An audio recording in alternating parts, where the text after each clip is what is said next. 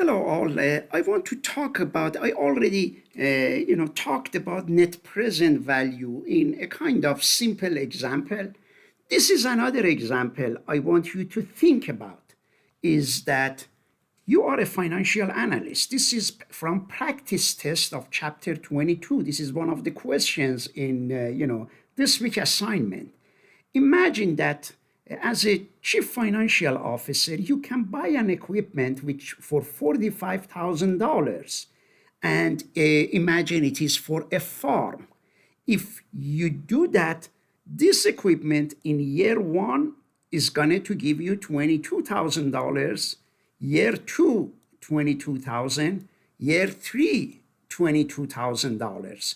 Therefore, is it a good deal for you to, to accept this project or not? And by doing so, you will have, you will have depreciation. You are depreciating the equipment. This is 15, 15, 15. That's $45,000. And before you, this is the earnings. You subtract 15,000 from 22 is 7,000. That's every year you are going to get. And then you have to pay 20% taxes. The 20% of 7,000 is 1,400. And that is the net income that is going to come to your organization. And for year one, year two, year three. And then you want to determine the cash flows, how much cash flows you are going to have in terms of, net present value of cash flows. And therefore, this is the net income. And the cash flows you are, bringing back, what is that called? The depreciation. When you add this, cash flow to that, then you also increasing your inventory by here is that your inventory was negative 3,000 in year one, and then you had the built inventory first, it became to zero, and then it became to 3,000. Then eventually the cash flow from this equipment is $17,000 in year one, year two, 20,000, and year three is 23,000. Let's not forget that, changing, now we have to calculate to see if there is any kind of, assume we said that the interest rates, we always take the interest rates into consideration. Is it a good project? Should you accept this project or not?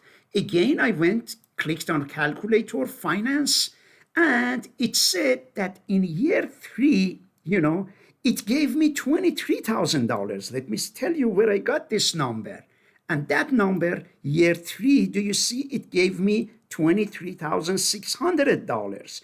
If 3 years from now, it gives me 23,000, how much money in today's money? I have to discount it back at a rate of 3%. What is the present value of this one, which is 3 years from now? What is the present value of this one, which is giving me 2 years from now, is giving me 26,000, and a year from now is giving me 17,000. That is, in today's money, I have to bring everything in today's money.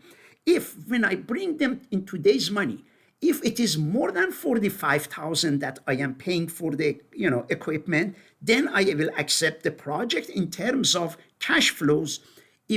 Because when I buy this 40,000, 45, the cash goes out of my business, but this is the cash that comes into my business. And I want to see the net value of it and see whether I should, and when I do that, I will do the calculation, and here it is. This is for year one, and then interest rates at 6%. When I give get $1,700 from my investment, 1 year from now, that is equivalent to 16,000 in today's money.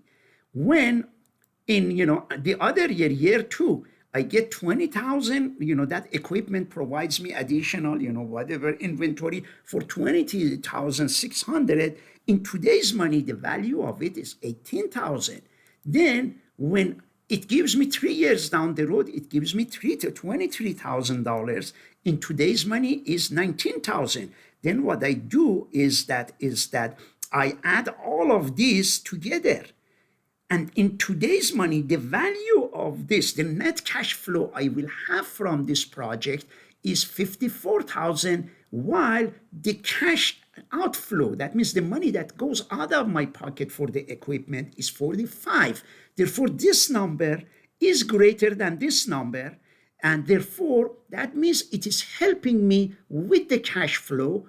It improves my cash flow by $9,000. Therefore, if I am worried about cash flow, I say, no, I am going to accept it because it brings me $54,000 in cash, and it takes away $45,000 in today's money. Therefore, I will accept the project. This was one of the problems in the answer when I do that. Do you remember that it was 975? Therefore, when I come to this 975, and I say this one, and let's hope we got it, and let's hope it is correct.